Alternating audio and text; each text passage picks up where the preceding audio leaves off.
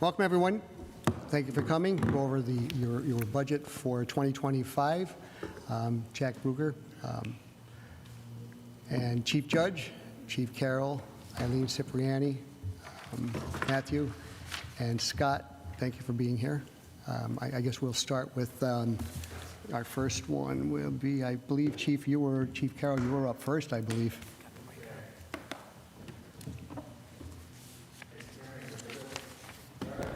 Good evening, Council. You got here in stereo. All right, I'll use this. Hard part's over. Thank you. Good evening. As you know, we have a very complex landscape for law enforcement here in the city of Scranton. What we have applied in 2024 was to be able to take what we've learned, take all of our tools and technology and apply them moving forward. We have been successful in that. However, as we look back on 2024, it was a very challenging year. And we were challenged in ways we never thought we would be. And when we look at what came to the forefront in public safety is gang violence. We look at the ambush of our Scranton police officers and the wounding of Detective Kyle Martin after a series of drive-bys, right? That's not our city. And those were tough times last January. Immediately following that, more public displays of this type of 10-year-old coming from Wilkes-Barre carrying the rifle in his pants, going to Scranton High School for some targeted violence, right?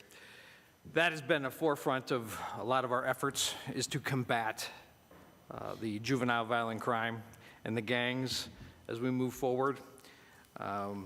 We have been successful, which I'll talk about in a couple minutes. On top of that violence, that criminality that occurs, we had two high visibility barricaded incidents where individuals were resisting arrest with gunfire from the police department.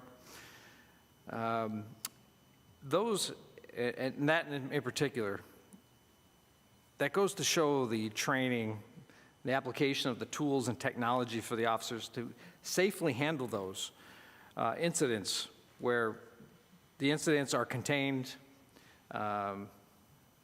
smart tactics are applied, nobody else is hurt except for the criminals who inflicted injury upon themselves. Moving beyond that, special events. As we have more and more special events, as Scranton grows, which is exciting, more and more people come here. And we're starting to see that heavier demand, that draw on our police department and staffing these special events to ensure public safety. When you look at July 4th and how many people come out, it's really exciting. The events up at Montage, it requires more from us. We look at the election cycle this year, extraordinary, right? We had a lot of visitors, a lot of people who drew a lot of people. 6 high-profile visits in 6 weeks. Very demanding, where we were using basically the entire police department, along with all of our law enforcement partners in the area.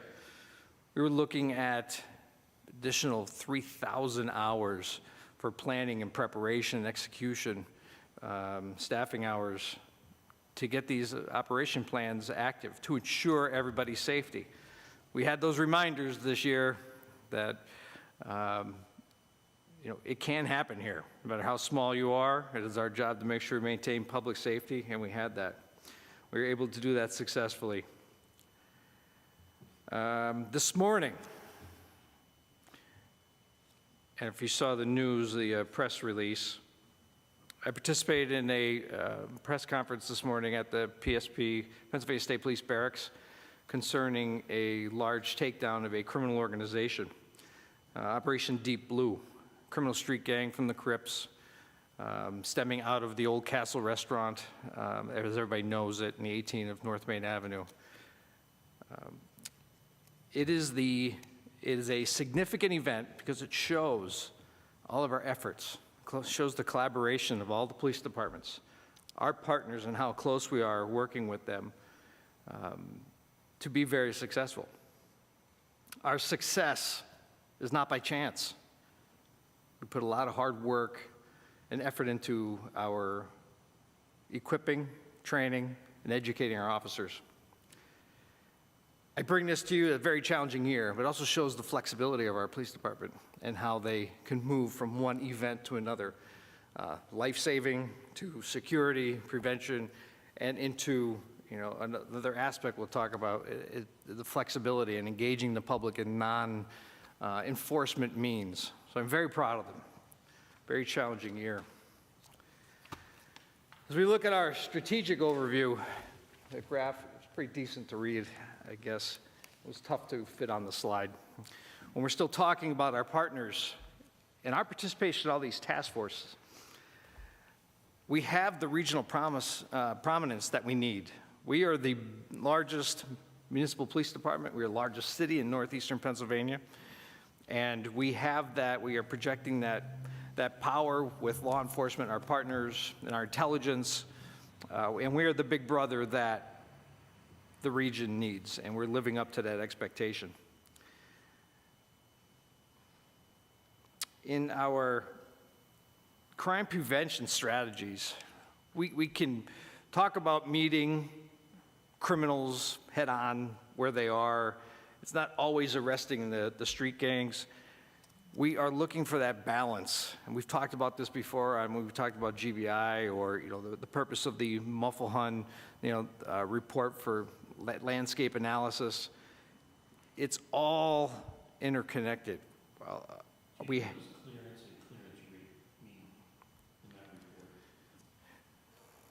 we look at the graph, the clearance rate is the clearance is how many of those cases were solved.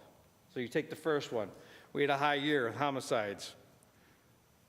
6 homicides, there were 6 cleared, 6 arrests. That's 100% clearance rate. That's the percentage. Any other questions on the graph before I move on? Okay. All this information is public information, and that is on the Pennsylvania website.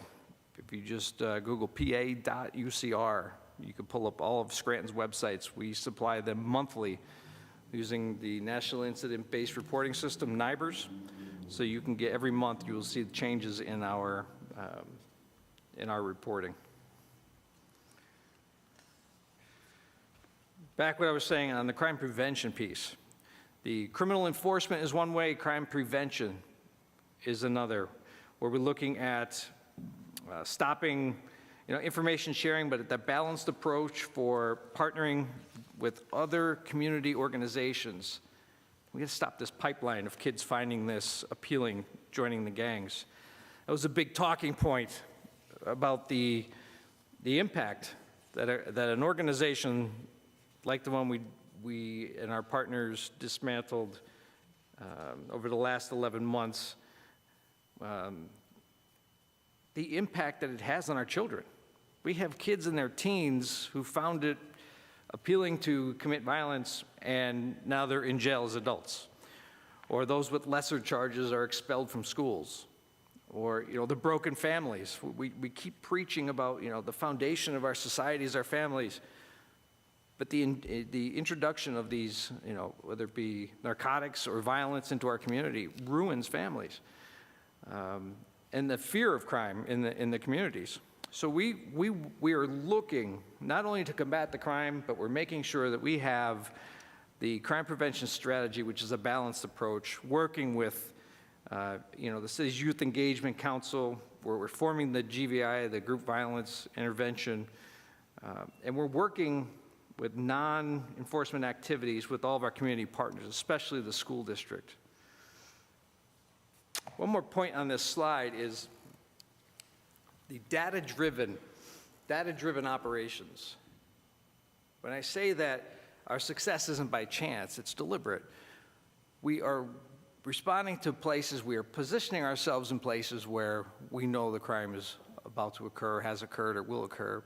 And that makes us more successful by analyzing that data. And a lot of this has been funded already by council in our previous years, especially the past 2 years, to get this done, and it's starting to take effect. These are the results that you start to see, and I expect them to grow. Next slide, please.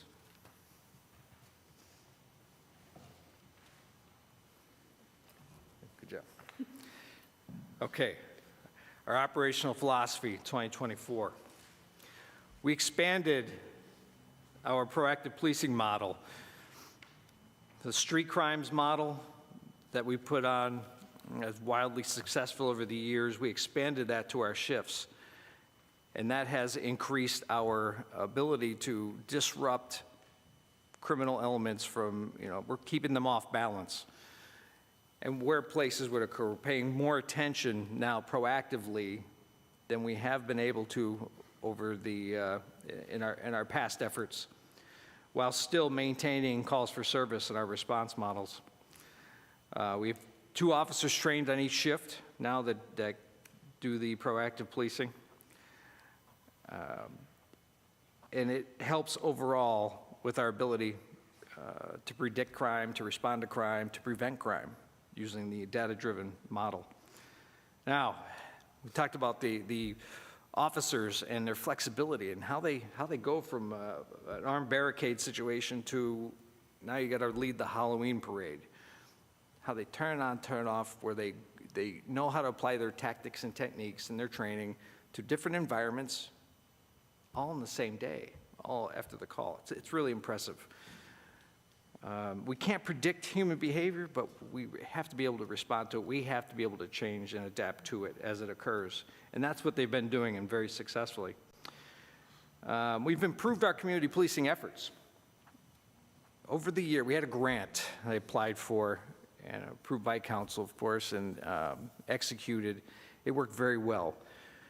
With the staffing crisis that we have, we don't have everything we want, and the beats weren't always present, but we were able to get the beats officers on extra duty, overtime, and get out in the community, non-enforcement activities, and engage the public.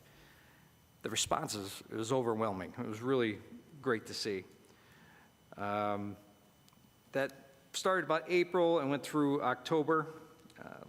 Interviewed or got to meet a lot of community members, participated in a lot of special events, increased our patrols on the Heritage Trail, which was we got great reviews on, and knocking on doors after incidents that might have occurred in a neighborhood where the cops go and knock on the doors and check on people, how are they feeling, and what is really the sentiment in the neighborhood. How are you increasing patrols on the Heritage Trail? What form? Are there policemen on motorcycles or bicycles or vehicles or foot or? On the Heritage Trail, when we're talking about the community policing events that we are hosting, they're usually in the golf cart, which is the best way that they can travel more ground. Okay. And be able to interact best with the runners and the walkers on the trail itself. Do we have any electric bikes that our Scranton Police Department utilizes? We do not have electric bikes, no. Is that something that you might want to consider in the near future? I would explore that, yes. The bicycles in the past have been looking at bringing some of those back here shortly. I'll talk Just about the electric bikes give you a little extra added ability to pick the pace up. And They do. really be able to get in and out of areas where otherwise might not be as accessible. I'm just True. throwing it out there. Yeah, I see the pros and cons of them. I only did light research. So I'd love to explore that model. I really would, and see where that takes us. And I when you don't say think we need the mopeds of the 80s. I remember. No, sir, no mopeds. And remember we them. didn't do so well with the, what's that hovercraft we had? Segway. That didn't, yeah, they didn't like that. now, when you're talking golf carts, you're talking a side-by-side, right? I'm sorry, I didn't hear you. When you said a golf cart, you're talking about a side-by-side. It's an actual golf cart, We Oh, it have is a one. golf cart? Yes. Okay, because the side-by-side, even though it looks a little cumbersome, it gets through a lot of different things. It does, and we wanted to be careful with that. It's not recommended for the roadways, and, you know, safety priorities took over on that. That we were better off with the golf cart at that point. We keep the UTVs for like the mountain and the off-road stuff when we're patrolling. And to add to your point, Councilman King, every shift we have patrols go through the Heritage Trail as well, external to the community policing functions that occur. I appreciate you doing that because, you know, that Heritage Trail, the addition of the Heritage Trail, really became extremely popular. And actually during COVID, most people noticed, if you're walking up at Naog Park, if you're walking Lake Scranton, you couldn't believe the uptick of people that were actually coming out and exercising and just trying to get out of the house. And I feel like a lot of that has continued, and the level of activity, especially on the trail between runners, joggers, walkers, bikers, has increased. So I think it's critically important for us as a Scranton Police Department to have a presence down there. I agree, and hopefully in '25, we could increase that even more. That'd be great. Thank you. Yes. So I have a quick question, but I mean, the community policing program was well-received. I heard, you know, how great it was for many residents and how impressed they were with it and really loved the connection they made with the officers. So I didn't know, is that going to continue next year with another grant? Is that in the works? Yes. For next year? So to answer your question, yes, we still have some funding left over that'll roll into next year.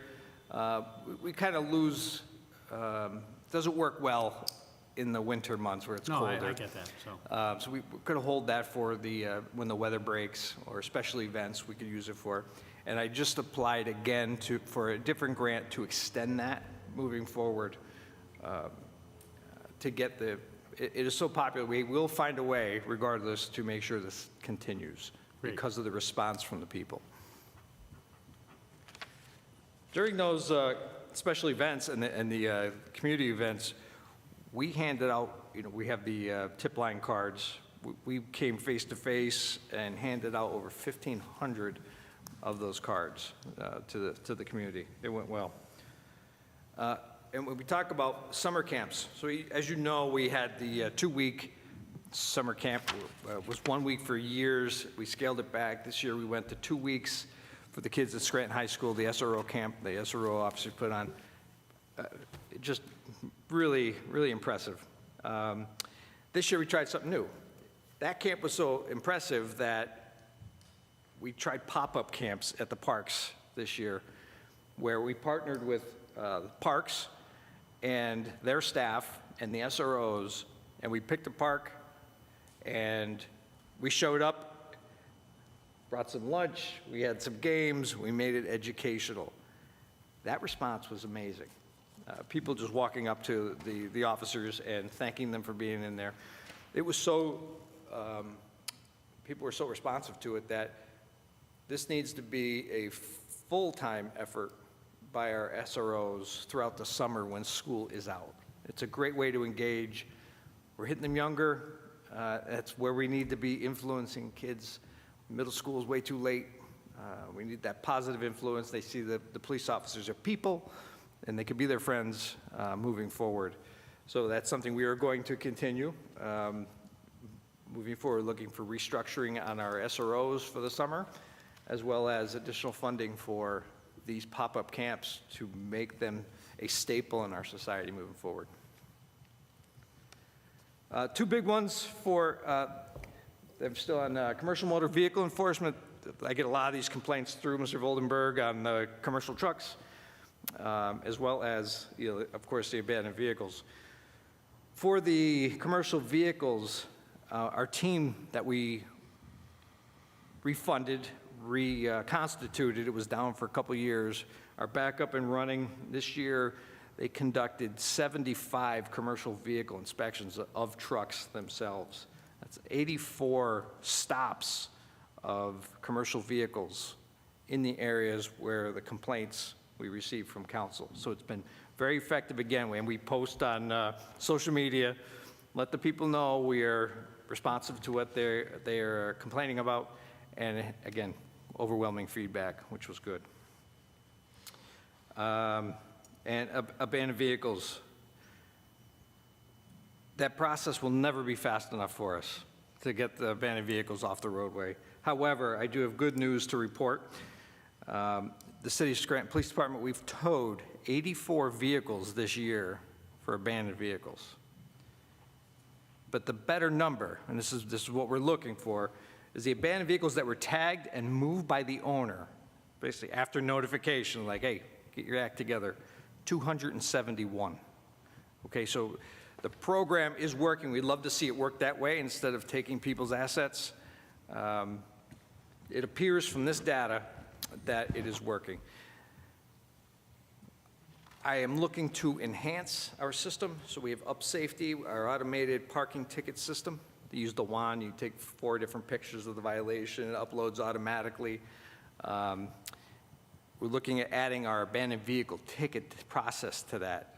It kind of removes more of the human error in it, and it'll be a great presentation once it's off the ground and running for community groups when we go out and speak to them and show them where everything was occurring for parking and abandoned vehicles. So we're trying to upgrade that system moving forward. Can I ask you? Yes. Just a quick question, or maybe you just clarify for the public that's watching, because I get questions all the time about abandoned. I'm sorry.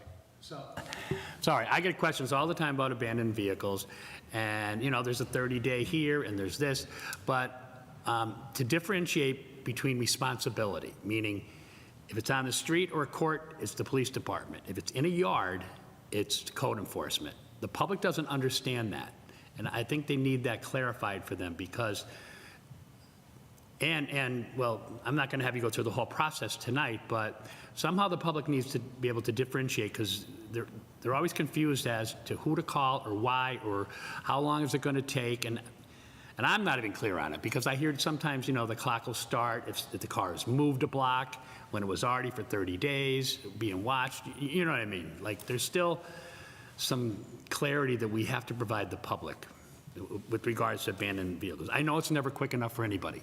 That I understand. Right. You know, that's in it, but the differentiate between who's responsible for what and the process or the processes for each isn't clear to the public. Agreed. And even the criteria, you know, a vehicle, and again, I don't want to go down the rabbit hole here, but what people perceive to be an abandoned vehicle might not always be. Just because a registration or a inspection sticker is out and it's parked there, people are still driving them, they're still moving them, right? It becomes a traffic issue for us.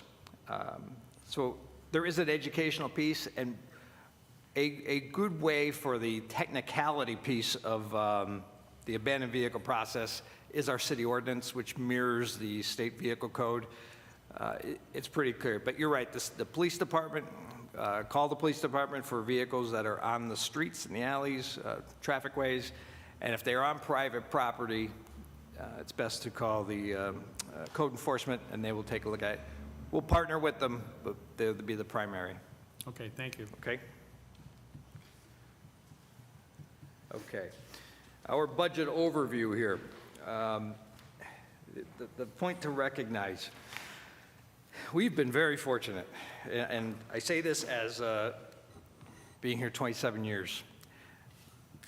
We have never been supported like we have been by the city, by council, when the budget process comes up. We've never been this far in our we've never been so responsible with money. And it is nice to see that when the police department asks for, you know, enhancements, we need tools, that the city's been responsive to us. This year, and to put it in a nutshell, SPD, our funding has increased $1.3 million in 2025 for this budget, and that's impressive. And the first one at the top of your column, I requested, and the mayor supported, additional 5-officer increase. We're budgeted for 147.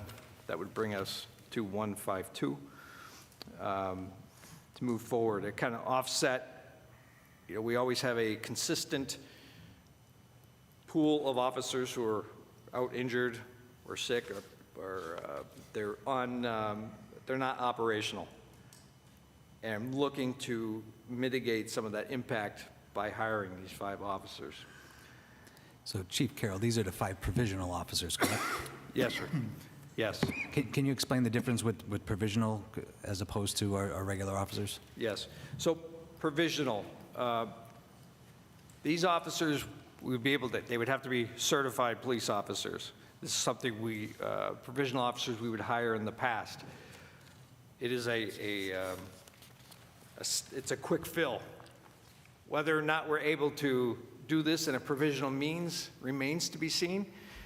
And that means if we have vacancies, we have to hire off civil service for them to become regular members of the department. The process is not fast. So as they're progressing either through the process or waiting for one to occur, if a law enforcement officer is seeking employment with the city of Scranton, a method of this is to hire them provisionally. When we hire them provisionally, there are a couple different caveats. They are not paying into a pension, they are not civil service protected, and they are not in the union. So more like a full-time temporary employee. Again, people have spent years as a provisional officer. Are they 1099ers? Like, Private, no. no, they're not. They're not. No. Sorry, is that my light keeps going off? Like a strobe light. Sorry about that. So that's the general basis of what a provisional would be. The provisional part gives us the flexibility. If we hit, and the testing goes great, and we end up at, everybody has passed the test and they're competing for spots, then they could be brought on for regular as well. Chief, can If you we give don't me an need that example? stopgap. Who I'm sorry, would guys. qualify for a provisional spot? Someone that's retired or someone that works for another company outside of the city, or? No, all of our rules and regulations remain the same for employment. The City of Scranton Police Department does not authorize people to work other police departments. They have to work for us. Usually what we find in the past is that officers who have the certification want to be a Scranton police officer or applying to be a Scranton police officer. There just wasn't a vacancy open for them to fill, and this was the first step in that. So then, once they're called by civil service, in the order in which, for all the testing rules, they become, they get hired. That's the order. It's not in the order in which they get on provision. They don't have seniority that way. They still have to pass the test and be hired in order of the test that was taken. Is this similar to the program? I don't know if they were they reserves? This was back in the late 70s, early 80s. Is this similar? It is, Because they yes. would walk the beat. A lot of them became cops, so it was a segue for them, or a pathway. Which That's was great. correct, right. And really, this impacts us.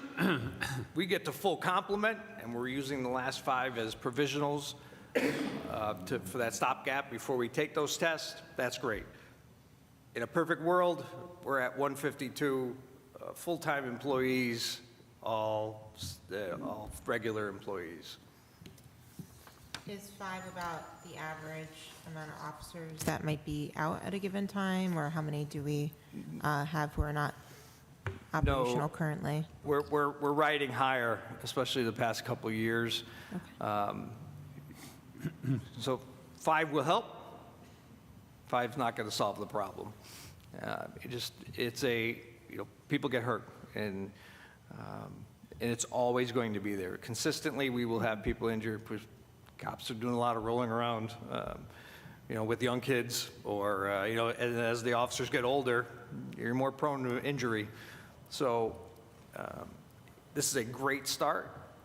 It is. I'm thrilled with the number, and I'm pleased, but I don't see it being the end-all or the solution for, backfilling. Thank you.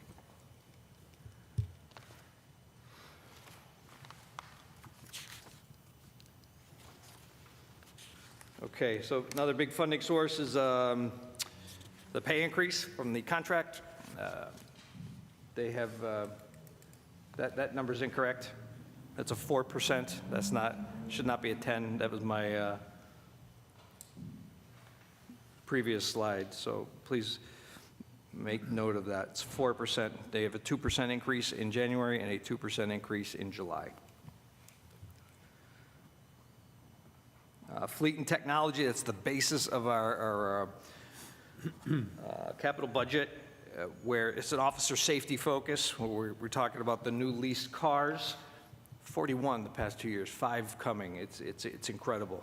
I'll talk about that a little bit, but and then Axon, the Axon officer safety package, all combined, that's where we put a lot of our emphasis on our tools and technology.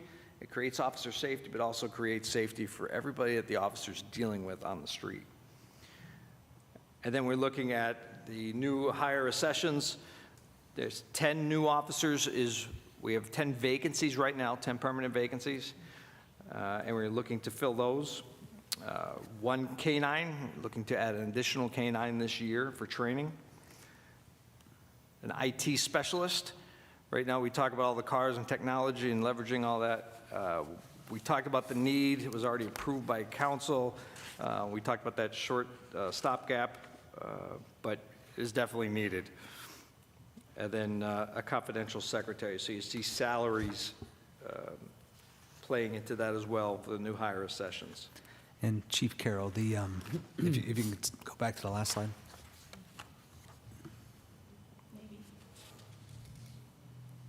It's hard to see. So when it comes to the criminal information specialist, I know the position's in the budget. Did we hire someone for that position? We have hired someone. Okay. And are they they're in the clerical union or non-union employee? They work for IT. In the IT department? Okay. Yes. We're good over here now. We're good. Okay, so we talk about unprecedented investment. When we had the dignitaries arrive and we had that high tempo, we at one point had 50 police cars on the road. We have never, ever been able to do that before. And that is impressive, especially when you talk about augmenting or creating a security plan. And they look sharp. I have a quick question. So I know, Yes. I mean, they did a fantastic job, and there was a lot of political events here. You said 3,000 hours in addition to, and I know it's not a question maybe for, not for you, but maybe for Eileen. Now, do we build these organizations, and do we get money? I mean, when I was on the school board, when these political events occurred, we'd build them, but guess what? We never got any money. How are we doing with that? Right, it is a function of the PD sending out that invoice. Oh, okay. Well, you generate that invoice? We can generate the invoice. It depends on what entity is requesting the officers. Most of the smaller details in and around Scranton, yes. The national model, the national committees that come in here, we are not billing them. They don't pay them.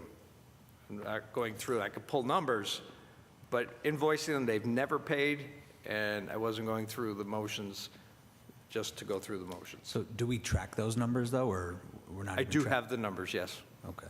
So all of those 6 events, we have the numbers tracked, what those We events do, cost the yes. city?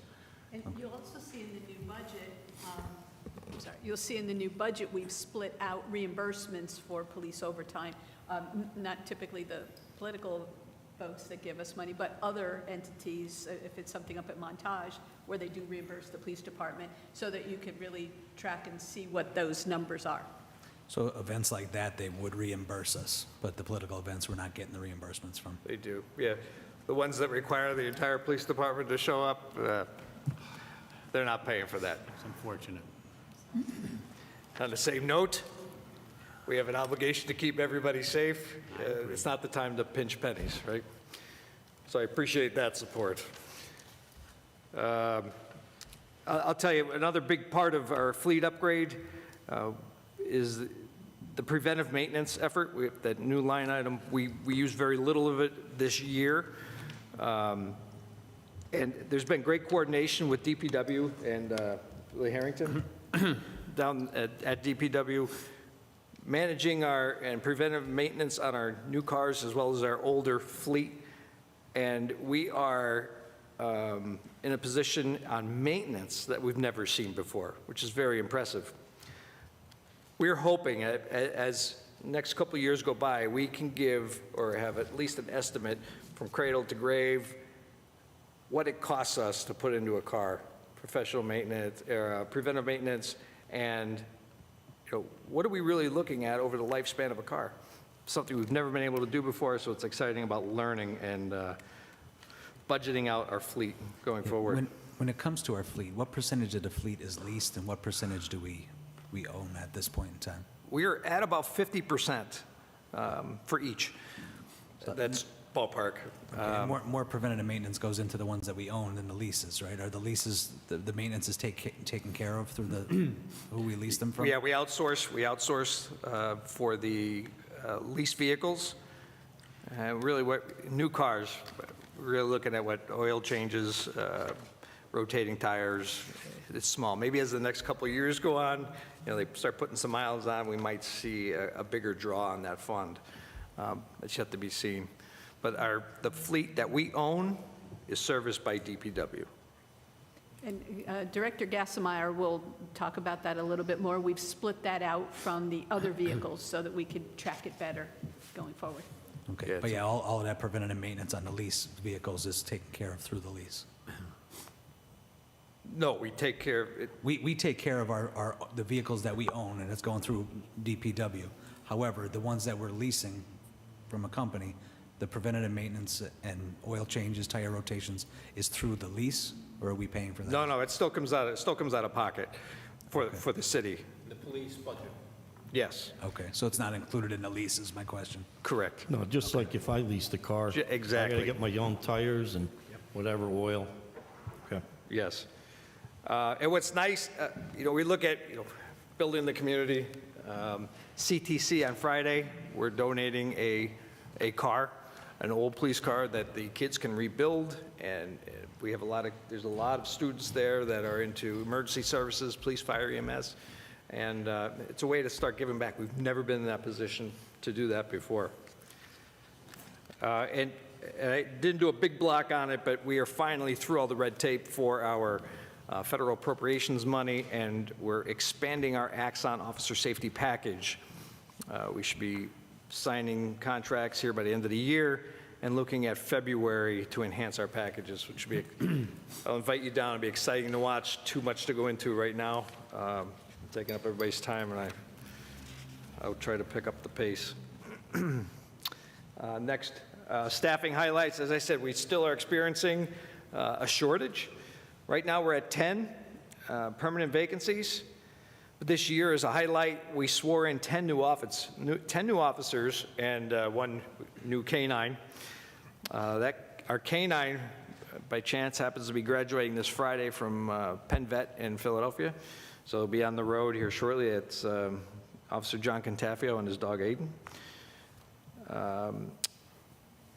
The lifting of the residency has been impactful for recruiting, and we are doing well. We are still outperforming all of our other partner agencies in the region in recruiting, which, I don't see that changing. It's still an excellent place to work. The staffing shortage is here to stay, and we must recognize that we have no real way to forecast vacancies, retirements, whether it be medical or regular. So we need to stand. It's everyone's responsibility for recruitment, and actually it's an easy sell. This is an excellent police department to work for. We're going to hire for character, and we'll train anybody to the standard. It's a learned process, and I think it's going to be pretty successful. We have 12 right now in the background process. We've tested over 100. There's 109 over the past year. And we're scheduling our next entry-level test in the first quarter of 2025. So we're hitting the recruiting heavy on that. Okay, training and education, big ones for us here. We've put a lot of emphasis in this over the past couple of years. A big part of our budget is that the professional development for supervisors, making sure that they're hitting all the required training that they need to. It's need to delivered by the department. Making sure that all of our supervisors are working in the same manner and they're achieving, hitting all the same wickets for education as they're all on the same page moving forward. Again, for patrol procedures courses, where they're training, tactics, techniques. And our investigators have been doing an awesome job, and we want to make sure that we're able to provide those courses, those enhanced investigation courses for our detectives. As part of this and a lot of that budget, we hired 10 new officers. We're looking at training them at for Act 120. We are sponsoring officers, new hires under conditional employment through the schools. There is a percentage reimbursement, but a lot of that comes out of our training budget as far as a big chunk of it. Let me see here. Now, the important part, something I'm happy to announce, we're not there yet, but hopefully in the very beginning of 2025, a slight chance by the end of 2024, the Scranton Police Department will be an accredited agency in the state of Pennsylvania. So it's very exciting. We're in the last stages of that, and all of these efforts are what is leading us in this right direction, have the best practices in the state for competing and making sure we're doing things with the profession demands. So with that,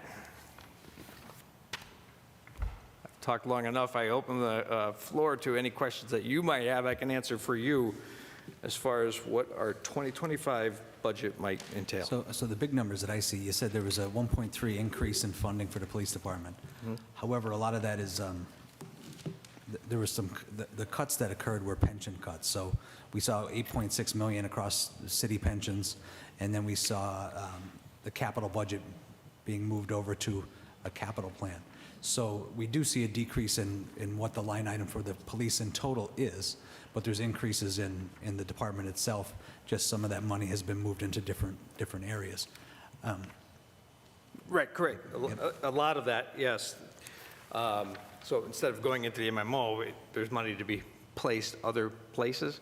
We also have grants that are encompassed into that, federally funded positions that are moving forward. So there is a lot. The key point to that is there is, that money is coming back into the police department, which I was pleased to see.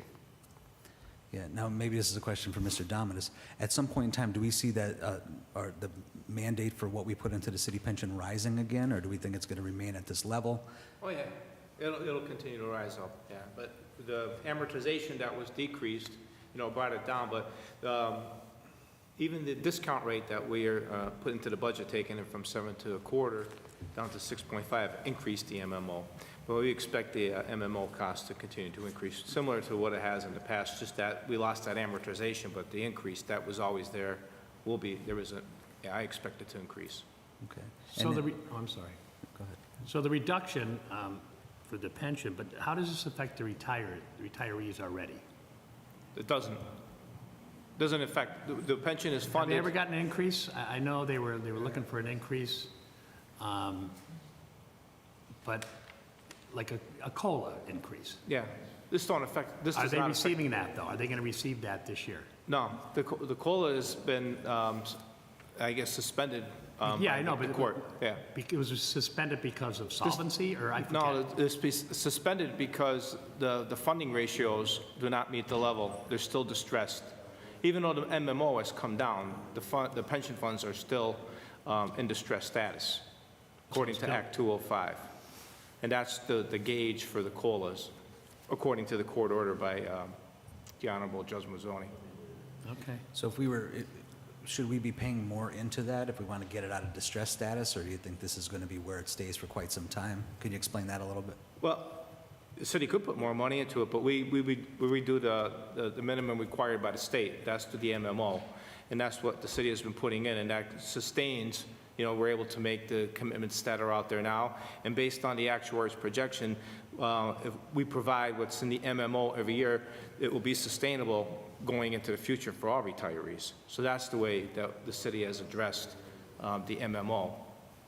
And paying down the discount rate was a good step forward in Right. making sure we have a realistic rate of return for the pension. So, Matt, that reduction of that rate actually means we're putting in more money. Right. Yes. Because we don't anticipate it's going to perform at over 7%.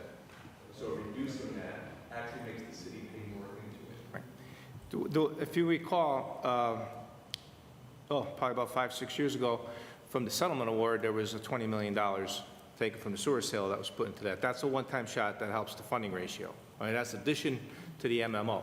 Now, the city could do that if you have $20 million. You know, the more money you take to put into the MMO for the pensions outside of the MMO, you know, you reduce spending in other areas. And I look at it this way, too. For 40 years, with the amortization, the city has been pumping a lot more money into the MMOs, which, you know, all the other expenditures, whether it's capital or whatever, is the one that didn't receive that funding. So for 40 years, you know, the state required the city to put money, extra money into the MMO. You know, that expires on December 31st of this year. But, you know, that's basically what has happened, you know. But the decrease does not affect the funding going forward. You know, that's the state and the actuaries say, you keep this minimum amount based on 205, which was in 1984 when that came into act, because prior to that, you know, a lot of the pensions in the state for police and fire, they can attest that they really weren't taken care of by municipalities. So 205 was enacted to make sure that the pensions in municipalities were funded to make sure that retirees get their money, if that makes sense.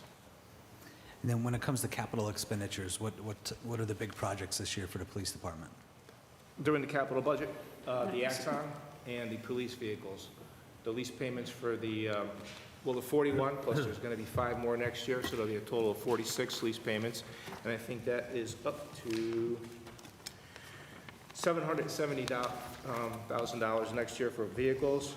And then the officer safety equipment that Chief Carroll alluded to from the Axon, that is at 700, but that is funded by the Federal appropriation grant. appropriations. Yeah, does that carry over several years? Is that more than 1 year? Yeah, actually, it was 3.5 million in total was the grant, so it's spread out over the contract years for Axon. Yeah. Okay.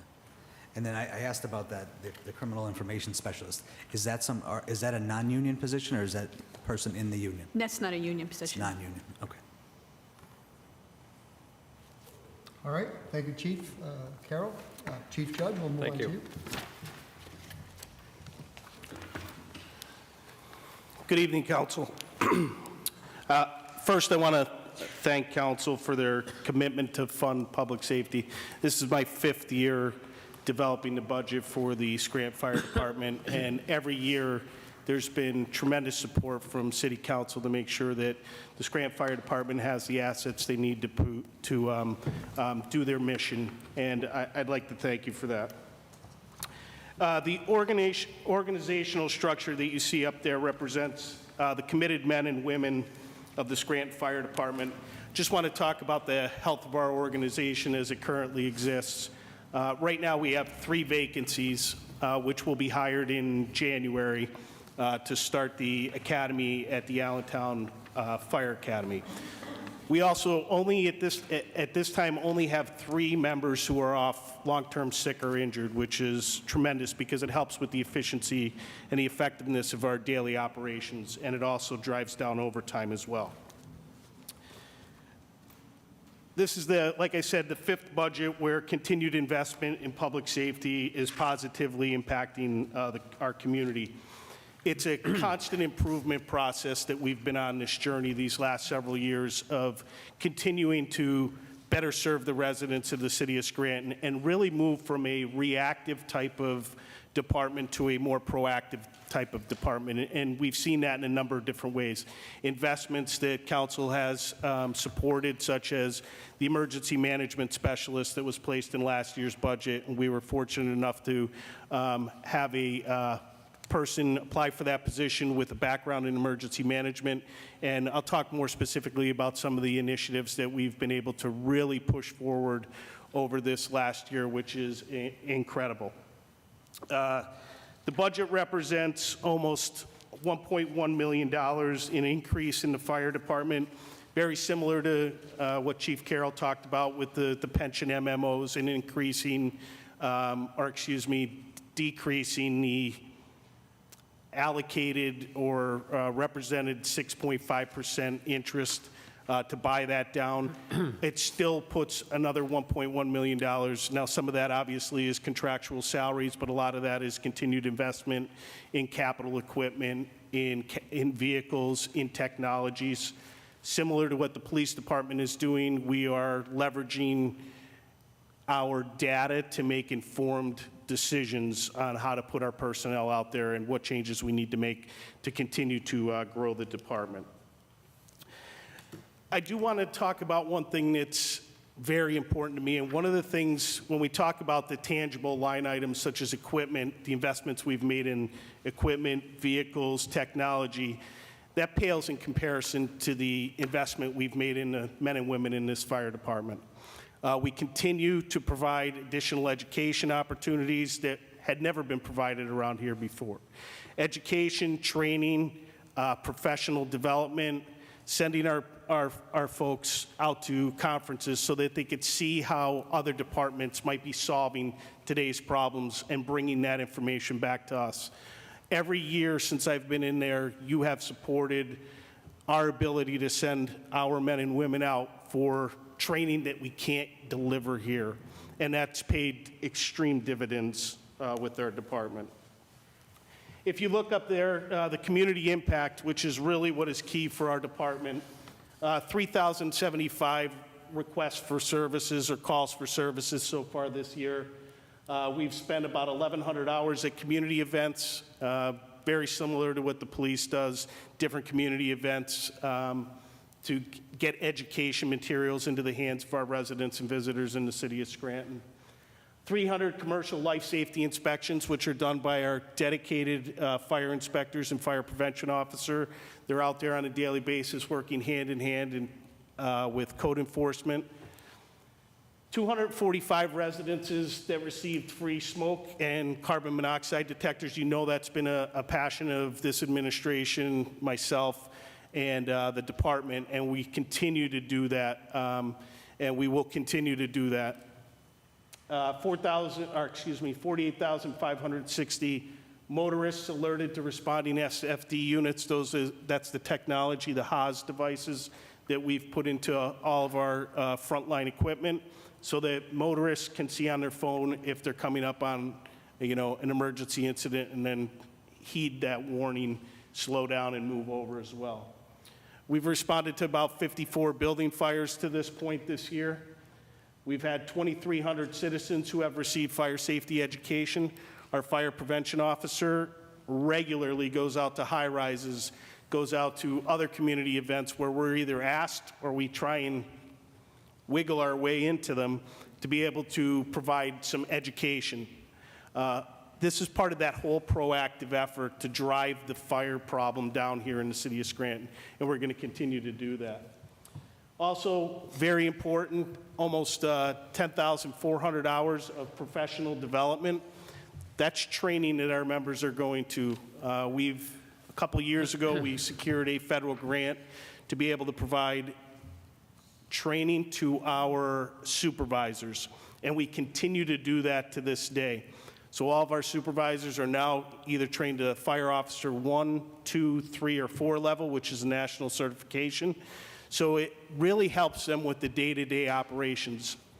Our firefighters are great at putting out our fires and responding to incidents, but that represents such a small portion of what they do on a daily basis. That supervisor training is really key for them to be able to interact with the community, help and deconflict problems with personnel. Those are all very great investments that we've been able to make over the past couple of years. So when we look at the 2025 initiatives, and I hate to call them 2025 initiatives because they've really been part of the initiatives all along, but I am going to highlight some of them.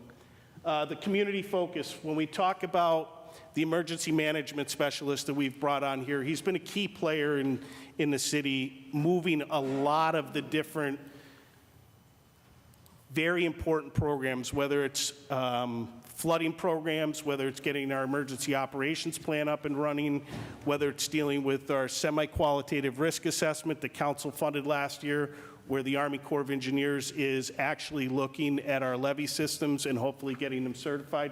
He's been one of the key players in that all along, and also driving the closure of our 2018 flood grant, flood emergency disaster declaration. One of the first things you see up there is the mass alerting system.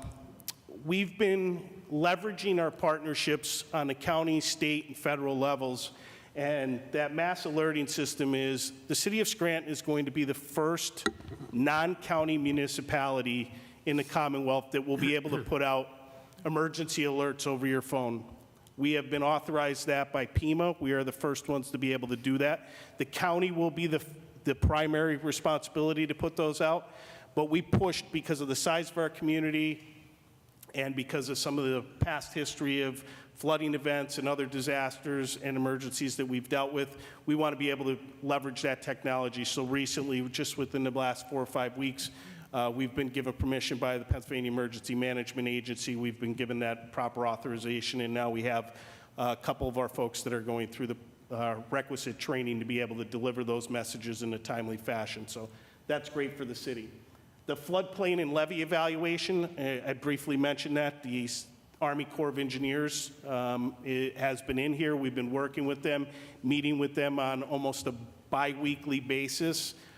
We have one of our project managers and our emergency management specialist, I believe it's next week, we'll be going down for a week to the Baltimore field office to work with the Army Corps. We've already had one visit here as they're looking at our levee system, and then we'll hopefully, once that report comes out, we'll be able to bring something substantial back here to the City Council. The Comprehensive Emergency Management Plan, that hadn't been updated in decades for the City of Scranton. Our emergency management specialist is well involved in getting that up and running. We're also working with the county as they're developing their emergency operations plan that they need to do, and we are working with their contracted company that's actually doing that as well. So those are all important emergency management functions that are going on here in the city and will continue to go on into 2025.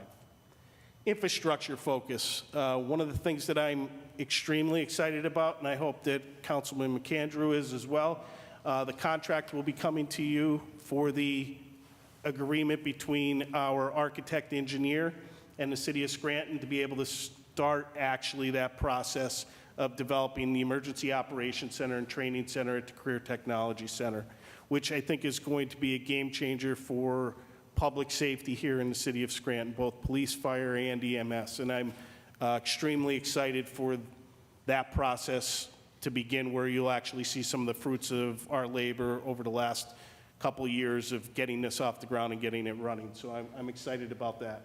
Obviously, with that Emergency Operations Center, the training facility will be part of that as well.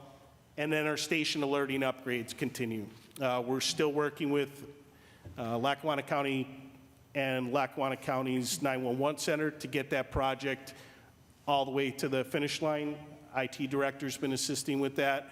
All the hardware has been installed in our fire stations, and it's just a matter of getting some hardware installed at Comm Center, which should happen sometime in the middle of December. We've received some dates today, and we've had some good communications back and forth with our partners at Lackawanna County and the 911 Center, and also Michael Brown, who's their IT director, has been very supportive and assisting with moving this project along. It has been a lot of work to get it done, and it represents a large-scale change in the way that the county and the city does business as far as dispatching our units. But I think it's going to pay dividends because it's going to get our crews on the road faster. And as you know, seconds do really matter in our line of work. Now, that system there, Chief, that's been installed in all stations across the city? All stations except for Engine 10, but we're probably going to install it in Engine 10. We're having conversations with the vendor now because depending on what happens with Engine 10, we'll be able to take that equipment out and repurpose it if we're building a new station, where or when. The wellness focus, much like I talked about before, and we've talked about this last year, we did secure a grant for the 1582 physicals for our members. We had close to 100 of our members, and with the help of Scott Gassenmeyer when he was the Parks Director, right when he was transitioning, we used Weston Field to be able to, for a little over, about a week, for our members to go through a comprehensive physical down there. We really want them to know, if they have lingering health health issues that they might not know about. And these are NFPA, the National Fire Protection Association 1582 physicals. And this was fully funded. 90% of it was funded by a federal grant that we were successful that we wrote last year. We will continue to do those physicals. We do have to by contract for anybody that was hired after 2015, and anybody who was hired prior to 2015 can opt in, and we've seen those opt-in. This is the second year we've done it. We've seen those opt-in numbers go up. And really what this means for us is a healthier workforce. It also, is going to mean potential cost savings to the city if we can detect something early and get it mitigated rather than having our healthcare costs skyrocketed. So there's benefits all around with the NFPA physicals. The mental health wellness app, we continue to get updates from that provider on usage. I'm sure we'll be bringing something back to you because I think the contract is up possibly next year. I think you're correct. And we'll be bringing that back with some metrics that you'll be able to determine if we should continue to go forward with that. And from my point of view is if it helped one member or if there's one member going into it, I think it's worth it in the long run. Operations focus for next year, really it's about that EMS study. I know we had the initial conversation with council, with Fitch and Associates here, but I think there's a lot more to talk about. And I think that there's a lot more education that needs to be done. And that's really going to be my driving force next year is put the right people in front of council and actually give you the information to make an informed decision on what's the best course of action for our citizens in our community. I think this is the single most important issue. You might not know it right now sitting there, but this will be the single most important issue that you probably decide in your tenure sitting on city council. And I will make sure that you have all the requisite information to make an informed decision. I'm really passionate about this because I believe in it and I see the need in the community. Like Chief Carroll said, he's here 27 years. I'm here, I think I'll be going into my 23rd year here in January with the city of Scranton. And the investment in public safety that this mayor and this council and the previous councils have made in the last 4.5 years has been more than I saw in my first 20 here. And I think we need to continue with that focus and really know what our mission here is. I know that there's sometimes disagreements between all of us involved in the decision-making process. But I think we're all trying to get to the same area. It's just maybe we want to take a different path to get to that same end goal. And my focus really is going to be next year, making sure that I can give you all that information to make an informed decision. And that's really going to be a passion of mine to make sure that that comes to fruition. Our swift water rescue team, typing, we will be getting typed with the Pennsylvania Emergency Management Agency. We have investment in our folks, and one of the things that we've been doing is in alignment with getting our training center up and running and also with our Emergency Operations Center. Part of that investment strategy has been making sure that our members can teach our members. We've taken 3 or 4 people and put them through the Fish and Boat is one of the premier agencies, believe it or not, Pennsylvania Fish and Boat, one of the premier agencies in the nation as far as water rescue goes. And we've put, I think, three of our members through different train-the-trainers where our members are now able to train our own. And we continue that investment next year as well. Our infrared drones, drone technology is very beneficial to the public safety work that we do, whether it's inspections on incident scenes, on hazardous materials incidents. We are in the process, we've purchased 3 drones this year. It was in the budget for this year. And we have members that are going through the required Part 107 FAA certification right now, so that we hope those, they want to be called pilots, so I'll call them pilots here, I guess. Those pilots will be able to start flying those drones and actually be able to use that technology next year. The equipment focus, and you've seen a lot of this legislation come up to you guys for financing. We will be taking delivery of the new ladder truck that will be going at 1047 North Main Avenue to Truck 4.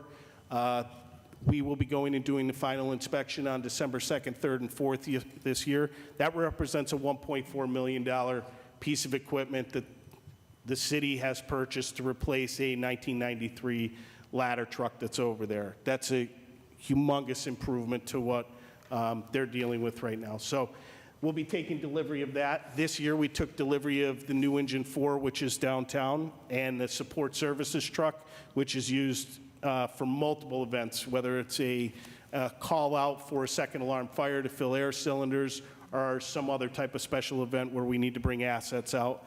That truck is stationed at Engine 8 on 205, 207 West Market Street.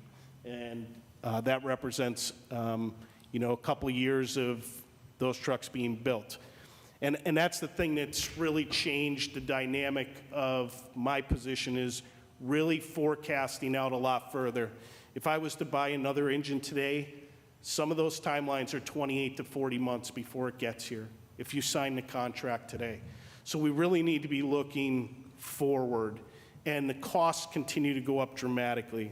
I will tell you that an engine, and we haven't changed much with our engines. We really haven't. We've done some minor upgrades, but an engine that, when I was the administrative captain back in 2017, was about $363,000 when we bought it in 2017. Right now, that same engine is almost $1 million with not many changes. So we have to be stewards of the money, taxpayers' money, but we also need to be looking to see exactly when those needs are going to arise and start forecasting correctly. Our prevention focus, and this is really driven by our fire prevention officer. If you don't know him, you probably haven't been to many events because he seems to be at every one of them. Dan France is our fire prevention officer, and he's out at multiple events. He does a lot of scheduling to make sure that we can get information out in the hands of the public. The easiest fire for us to fight is the one that never starts, and that's really our focus, is to make sure we're trying to put ourselves out of business is essentially what we're doing, and we're going to continue with that focus. But one of the things that has dropped off over the years is the youth fire setting program. And the deputy chief and the fire prevention officer both went to the National Fire Academy this year for, I believe it was a week-long training. They're going to attempt to get that program back up and running again. This is to rehab youths who show fire setting behaviors. And I'm sure you've probably seen it in the schools, Councilman King, the youth fire setting problem, but we want to make sure that we have a solution for that. Now, do you guys ever pair, I know several years ago there were, I can't think of the anagram for it, but some of that, there used to be fire setting therapies, things like that. Did you ever pair with any of those too? Yes. And this sounds very similar to it, maybe not to the extent of No, that's therapy-wise. very much a part of this same program. It's getting with counselors and therapists as well. It's a really developing this from a community perspective, and it's going to take multiple agencies involved, and that coordination will probably begin next year. That's why they went to that initial program, to kind of get that focus up and running again, Yeah. and get Now, it on the forefront. Are you pairing with any agencies here in Scranton? We will be at some point. Once that, they went down to get the initial training. What had happened, and we're a lot better than we used to be, but making sure that we have people that are getting trained up for when the people who do it retire and all that knowledge is lost, having those plans in place is important. So this is the start to make sure that we have a good plan and start partnering with the right agencies to do this. And it might even be some of the agencies that we had previously used as well. Okay, thank you. Our RMS platform, we switched over to our record management system because the old one was going out.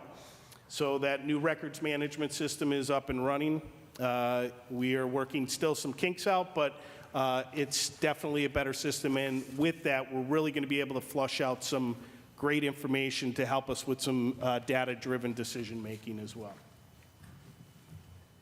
So if you look at the 2025 fire budget, and this is really where we're at right now, you can see some increases in some different line items as you go down it, and for the sake of time, I will move through it quickly, but you'll see some increases in the salary line item. That salary line item, very similar to the police department, is due to a January raise, contractual raise, and also a July 1st contractual raise. So you see that's usually going to affect our standard salary and our longevity as well. Our other salary is typically used for severance packages. We anticipate average historically has been 4 to 5 retirements per year. I think we're going to be right around that mark again next year. And like Chief Carroll said, one of the problems here in the city of Scranton is there's usually no warning as to when somebody's going to retire. It could be an hour, it could be a minute, and I had one of those last year. No idea that somebody was retiring and was handed a letter, and it was effective right then. So there's no incentive for them to let us know that they're retiring, which is poor from a planning perspective, because we need to be able to make sure, like Chief Carroll says, it takes so long for us to onboard someone. Having that little bit of notice sometimes does help. We've been fortunate on the fire side. Like I said, we had one retirement in January, one in September, and then we had one member with 8 years on in around September, I believe it was, resigned for pursuit of another career field. It was a big loss for the city, but we wish him well in his future endeavors. Obviously, there's nothing written in the CBA. There is nothing written in the CBA. The only thing that's written in the CBA is that if they want to retire, they have to notify the fire chief in writing. But they can, if you have your time and age today, you can come in, hand a letter, and off you go. But that puts us under the gun to get their severance package calculated, their retirement package calculated. It has to go to the pension board, be approved, and then it has to be forwarded on from there. You'll also see the severance, the other salary does go up a little bit because of some severances that are likely to occur next year because of some long-term injuries, and we don't expect those returns, those members to return. Longevity salary, the overtime salary stayed flat. Uniform allowance did go up because there's a contractual provision in there for a uniform to be issued next year, so you do see that rise up a little bit. Health insurance, yeah, go ahead. Oh, I'm sorry. No, I was just clearing my throat. Health insurance went up 6.5. 5.5. Our life and disability insurance trending down a little bit. Our city 10% early retirement, those are for retirees that retired with the 10% incentive that the city had to pick up early in the 90s. And as those members pass on, that number continues to trend down. So it's estimated to be about 60,000 next year. The city pension, we talked about the change in MMO there. And I think it's important to note that taking that discount rate is a more realistic and will help with the overall health of the pension fund. I know you're concerned, Councilman McAndrew, and I know the city is as well, about the COLAs that were promised to pre-1987 police and firefighters. You know, the problem is this funding mechanism was never set up properly by the state. So we're playing catch up, and there were a lot of people, there were a lot of fingers that could be pointed, but now it's about getting it fixed. And I think this represents a positive step forward in fixing the overall pension problem. It's going to take a while, but I think it's an important aspect that, we've lowered that assumed rate of return, which is good, because then anything over it is a gain for the pension fund. And obviously, when they're calculating the MMOs every 3 years, 5 years, 2 years, every 2 years, it will hopefully affect that. So, that's the end goal, is actually looking to the future and taking good steps to make sure that we have the health of that pension fund. Professional services, Some of that goes down because of some of the capital line items, and the capital line items, the big ones for the fire department next year are going to be some of the vehicle payments that are in there. Also, the engineering and construction costs for the CTC Center that are in there that's been passed by this council. Also, as we go down further, dues and subscriptions, that's a lot of our technology, increased technology that we're using. Equipment and vehicle repair, maintenance, that's went up a little bit as well. And then tools and equipment, because we got rid of a line item, the capital equipment line item. That's where we paid for a lot of our daily tools. It was, represents kind of a fix to the accounting principles that we had been using in the past. So it's very difficult to look at this budget compared to last year's. A lot has changed as far as how things are being funded in the capital line items, and the capital equipment line items in the operating budget have been removed.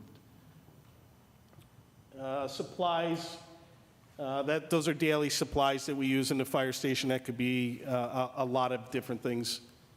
And then our travel represents the investment that we put into our members to send them out to training all across really across the nation. We had 2 of our female firefighters. We sent them to the Women in Fire Conference out in San Diego this year. We'll be sending them to Austin, Texas next year.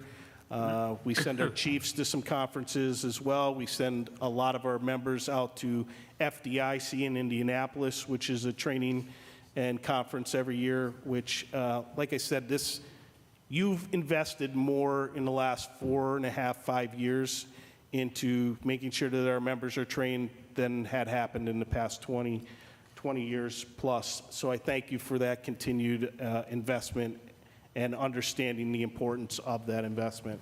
And with that, I'll open it up to, I think that's, I got one more, I'm sorry. I'm trying to get through it so I can leave some time for Scott over here. He's kicking me under the table. So when you look at the 2025 totals here, there will be one amendment to this that'll come to you.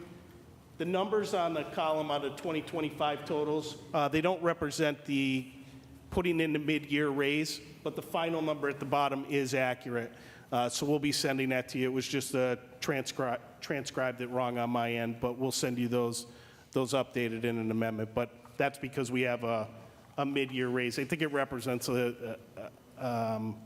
little bit of a difference, but not a difference in the bottom line item, the final 11,826 line item. Is that it? I think that might be it. Yeah. Questions? So pretty much the fire is very similar to the police department. You've taken out the city pension. Payment has been lowered by $5.5 million. It seems only increases really our salary. Everything else is pretty much minimal. In total, it's $4 million less. The capital piece, the capital budget has been taken out of fire, so we're not really seeing that. So overall, we're seeing a decrease by $4 million and a pension line item decrease of 5.5. So it just seems like salary increases. Yeah, salary increases, but if you look at the capital budget line item, that went up pretty significantly. And I know that's in the capital budget. And then you also look at buying down that interest rate is really where a lot of that money goes. And that's really going to fund the fire department. It's their pensions. So that money just didn't disappear. It's still there. It's just allocated differently. That's why it's kind of difficult to see the net difference here. But the net difference really represents about a $1.1 million increase in the fire department. And yes, some of it is salary, but a lot of it is investment in our equipment, our technology, and our people, and the capital equipment and capital programs that you guys have been very supportive of. And I thank you, because I think it's going to pay extreme dividends in the long run. So I thank you for that continued support. Yeah. With that being said, the police is it 1.5? 1.3. 1.3. Anyone else for Chief Judge? Nope. We'll move on to DPW, Director Gassenmeyer. Good evening, council. Everybody hear me? Fantastic. All right, well, it's a pleasure to be back in front of you again for a second budgetary cycle here. I'm going to try and get through this in respect to your time and the public's behind me in as expeditionary a manner as possible. So for our 2025 budget here for DPW, our 2024 overview, we'll start with. We completed plenty of stormwater and pump station projects throughout the course of the year. One that may be well known is the Field Street pipe, that 24-incher that we fixed and rerouted back down into Kaiser Creek, as well as many upgrades to the pump station down in Merrifield. I know that that's big on everybody's attention. We also just had that meeting with Kaiser Valley, Councilman Schuster. I saw you out there at the community center a couple weeks ago, so that was good. But the pump station, we upgraded our motors, a transducer, and we have the new high tide system, which alerts us via text and email right to our phones here whenever that pump station's activated in any manner. It happened this weekend a few times, just letting us know, hey, it's receiving rain, and all the functions were active. So it's really... So even with that minimal rain amount that we got over the weekend, you were getting alerts? Yes, sir. Yes. It was just letting us know, hey, there is rain occurring, basically, you know. And the systems are all ready and functioning, ready to go. So it's a fantastic piece of equipment or technology that the city now has. When it comes to basins, the city's DPW Highways Department has completed over 100 repaired and cleaning basins throughout the city this past year, and still counting to this day, which is fantastic. Our highways crew's great about getting out there and taking care of those things for the city residents. When it comes to flood sirens, we have the Shawnee Avenue updated sirens, which also received some new batteries through our industrial electronics vendor. And new equipment and vehicles we've received this year. We actually got our third 550 dump truck in today as we speak. We got all the decals and everything on it, so those 3 vehicles are ready to go. And we're also receiving our hot box for our asphalt here in the next week. So exciting stuff on that front. Moving on to our pothole reporter. Launched in May of this year, we already have over 170 reported potholes by our citizens, as well as the ones that aren't on there that our DPW Highways crew handles daily through their filling of potholes and sweeps of different sections of the city when they go out and accomplish those tasks. For our levee and creek maintenance, we have over 30 FEMA disaster projects completed in 23 and 24. So beyond impressive numbers there, as well as increased efforts on our floods department's part of in-house maintenance and repair to our levee systems to keep them as updated as we possibly can and functioning for the safety of our citizens. The DPW pit in the garage, it was identified as a safety hazard, so the city filled that in this summer. We had already installed the brand new lift in early 2024, so those things didn't hamper our operations in any way. Our garage kept operating, our mechanics were able to still continue working on all our vehicles in our fleet. And moving on finally to power time, we have accurately and correctly been tracking the overtime through our department, through the power time system this year, and it is paying dividends in us tracking and maintaining records of our overtime and just daily work habits. At this point in time, that's just a pilot, correct? Or have No, you? we're utilizing it. Okay. Yes, sir. Yep. So moving on to some other improvements. Now, on this next page, the street signs, crosswalks, and Rubicon, we all have follow-on slides, so I'm just going to hit the other 4 remaining items. When it comes to street paving, just like every year, we have a list that we've accomplished for 2025. That's no different in working with Riley Engineers. We already have a list for 2025 ready to go. Just making some final tweaks and things on that, and it should be ready to get out there starting early next year once the paving season hits. And now, street paving this year, is that totally in the capital budget? That's going to be coming out of Yes. the capital, So yes. 100% capital Yeah, yeah. budget at this point? Okay. 24 was in the regular budget. I apologize, I didn't realize. But sure. Yes. So our diesel management system, our gas boy, that should be installed here. It will be installed by the end of this year at the DPW headquarters yard where all of our equipment is stored. The generator as well for the DPW headquarters building has been awarded and contracted. It's going to be installed next year, so that's exciting for us to get going. And the Meadowbrook project. So with Meadowbrook, the city is funded It's going to be completed by DGS, it's funded by DGS. The city's responsible for the easements and the right-of-way acquisitions. We've already accomplished some of those. We're steadily working on that path to get all those completed, and once those are completed, we'll provide a further report or memo to you and let you know when that's all done. Do you know how many, again, how many, I know I ask this all the time, how many are in total, and how many do we have solidified at this point? I don't have those accurate numbers in front of me right now, but I'll be sure to get those to you at a later date. Okay. All right. Sorry about that. Thank you. The alteration and removal of utilities is another thing that we'll be responsible for. So the contractor selected the project will be completed, but the city will fund this portion. So, speaking on... Question about street Yes, sir. signs. So, Of course. how many more need to be replaced? I know you guys have been doing great, you've been chipping away at it, but how many, are all of them replaced that need to be replaced? All the street signs in the city that need to be replaced? Yes. No. I know, but like, what percentage are done? Because I hear... I will get to that when we get to the street signs All right. slide. Thank Yes, sir. you. Okay. Yeah, I'll talk more on that in a few minutes. And you also stated you'd touch on Rubicon at the end. Yes, sir. Yes, sir. Street signs, crosswalks, and Rubicon, all of their individual slides, which will go a little bit more in Okay. depth and we'll cover. So as we're moving on now, the next is crosswalk maintenance. So in our crosswalks this year, obviously they get beaten up and battered yearly by our weather patterns and us maintaining the roads. The plows run over and we get a good year or two out of them. But this year, as you look at this map up on the screen, those little black blips that look like a building with a flag on top, those are school locations throughout the city. And this is a heat map showing where all the crosswalks we've done this year are located in relation to those. So as you can see, we've heavily focused on the safety of our children and the people around the school areas throughout this whole year, and really capitalized on getting a lot of those crosswalks done. I've seen a few come in from yourself, Mr. McAndrew, as well as Councilman Schuster, and we try to stay on top of those 311s as well as the ones that are already on our crosswalk list for the year. So there's a couple hundred crosswalks on there, but since August of this year, when we first started working heavily on them, we've already completed 186, which is impressive to say the least. So I can't thank our traffic department enough. They work tirelessly every day on that. So in addition to the, okay, so do we cover all the schools? Are all the schools done that need to Sir. be done? Parochial and public, right? They're all done? Sir. So in addition to that, are the mandated 15-mile-an-hour signs placed at all these areas in the school zones? To the best of my knowledge, if they are not updated, they are in place, and we're working on updating all of those signs as well.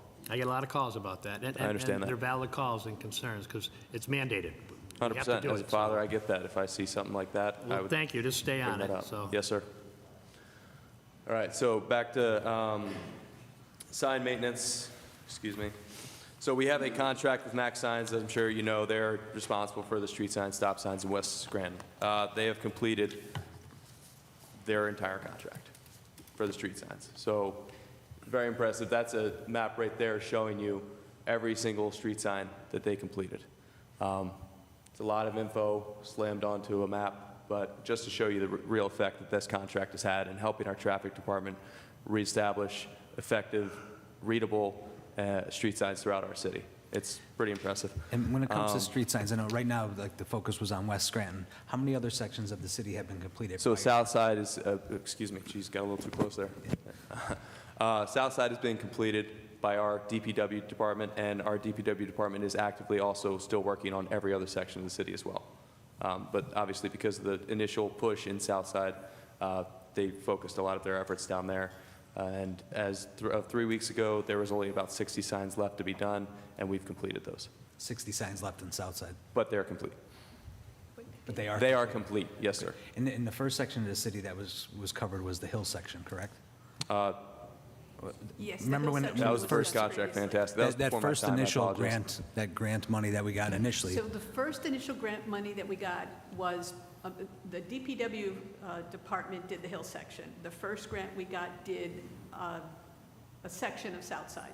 So DPW has continued to complete South Side. The current contract with Max Signs has done West Scranton. We also have a multimodal that is just coming under contract again with Max Signs to continue on North Scranton, Plot, East Mountain. So to complete all of the street naming signs, and then we're going to move to stop signs. So while the contract, the multimodal is doing those signs, the Director Gassenmeyer's group will be doing other signs, so the 15-mile-an-hour signs, the one-way signs, all of those other auxiliary signs that need to be done. Yeah, the remainder of the street signage throughout the city is going to be handled by our traffic department, and Well, that's wonderful, but I know a couple of years ago, we just ran out of money mid-year, so we have enough funding to complete every sign needed. We do, and Well, that's Director good. That's- Gassenmeyer will finish Okay. what was added into the budget for his department as well. yes. All right, so, and that was my last thing, that's the DPW, our traffic department, will be handling all our street signs throughout the city. Their capabilities to do this has just doubled because the size of the department has doubled. So we should be seeing tangible effects of this. We already are seeing tangible effects of this, but it should multiply as time goes on. You should really start seeing some street signage corrections and quick answers to those 311s and those citizen complaints. When we do notice, hey, there is a faded sign we might have missed, we may not have gotten to that area yet, but this is important, we'll get to it ASAP because we have that capability now. Now moving on to Rubicon.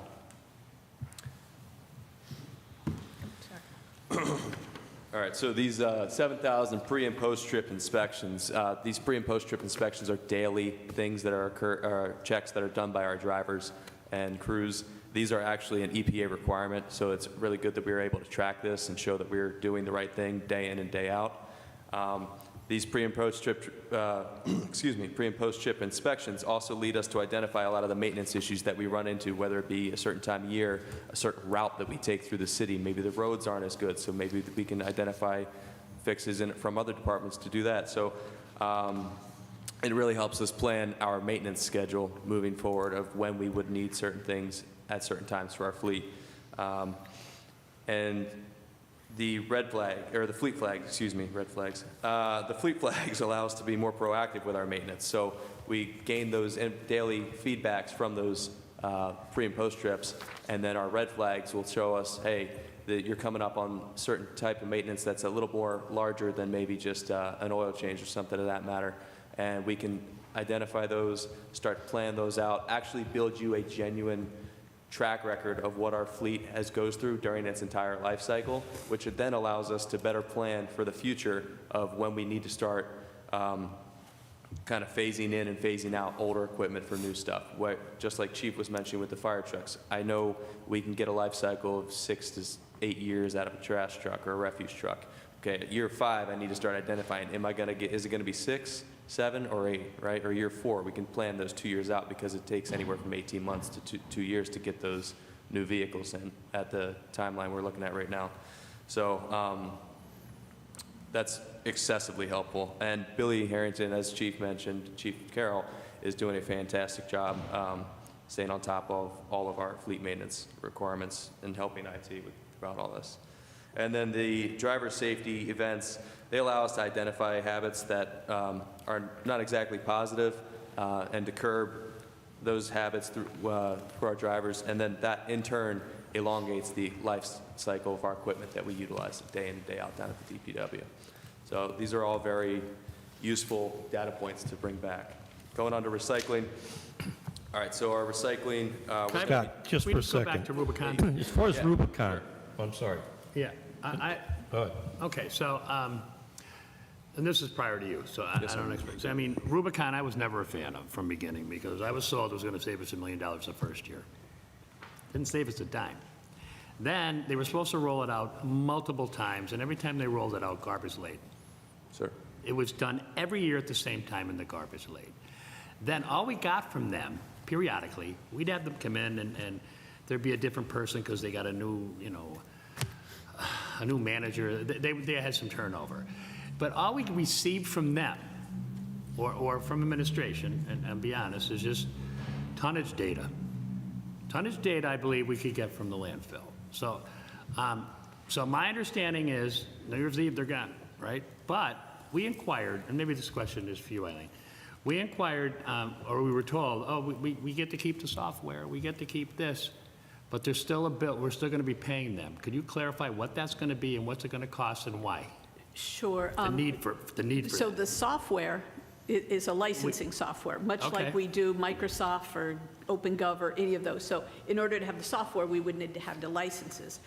We've moved on to the, the equipment is in place, and IT Director Reager has moved us over to our own iPads, so we don't get them from the Rubicon any longer. The annual fee, I'm not sure of that at the top of my head. Maybe Director Reager, do you know the fee? I don't have it. Yeah, we could get back to you on the annual fee. Okay. But as far as Rubicon, a big part of Rubicon was for you to be able to kind of determine the best routes that the DPW workers were utilizing for trash pickup, and to track those vehicles and to monitor, the number of times that they're going up to the dump and things like that. Has that been occurring, and have the members been, because I know that there were some issues in the beginning where people weren't wanting to participate in this or weren't following through or filling out the information that was required. Yes, sir. Yeah, that's a daily occurrence.